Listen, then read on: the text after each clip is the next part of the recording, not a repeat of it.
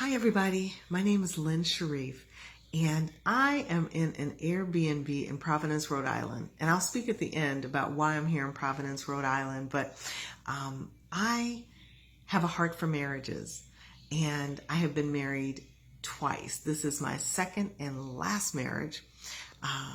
Both my husband and me were married before, and things didn't go well.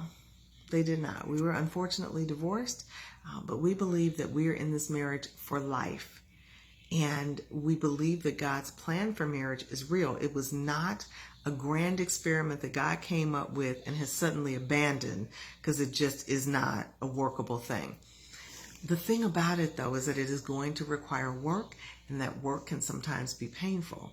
It can come at a time when you're not really ready to face it, but I promise you, if you can stand in the paint and to deal with your issues as well as your spouse's issues, that it can be the most rewarding relationship of your life. But it's not going to be easy, but it will be worth it. I embarked on a series on the top 10 marriage killers. And you can go back in my social media and look at the few that I have already covered. But what I covered on last week was about toxic relationships and how those toxic relationships can have an effect on your marriage.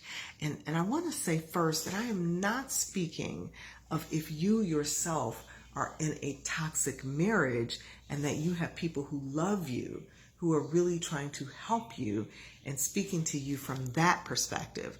I'm not talking about that. I'm specifically speaking to people who are in marriages that are doing okay, or, you're just in your marriage and things are good, but that you have a friend or family member that has become toxic to your relationship. So I want to give you a couple of things to consider with that scenario. If you have someone who is being negative about your relationship, please know that may not be because of you. It could be because of them. It could be because your relationship is representing something to them. It is going to represent a change of their relationship with you. And they may not be coming from a pure place of wanting your relationship to succeed. Because if you got married in the church, there are people who were there to bear witness to that. And there are people who were asked to make sure that they can do their part to make sure that your covenant relationship succeeds. Everyone is not coming from a pure place of wanting that relationship to succeed, not because of you, but because of what it represents for them. It represents a change for them and how they are going to receive you. So they may be toxic because they're not lifting up your relationship. They're trying to push it down.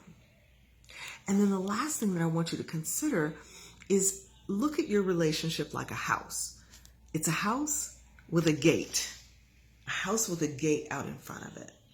And that you have got to protect your house with that gate by keeping folks outside of that gate. So if you went outside of your bedroom right now and somebody is standing in your foyer saying something, talking about your relationship, you wouldn't be really happy about that person standing in your foyer talking about your relationship, or standing outside of your bedroom talking about that relationship when you haven't invited them in. You certainly need to invite people into your relationship, but these uninvited comments, commentary, opinions, those are the things that you need to keep outside of your gate. You have to protect your house.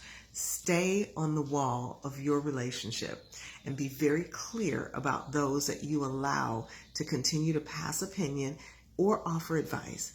If they're not coming from a pure place of wanting to lift your relationship up, they're folks that need to be kept outside the gate.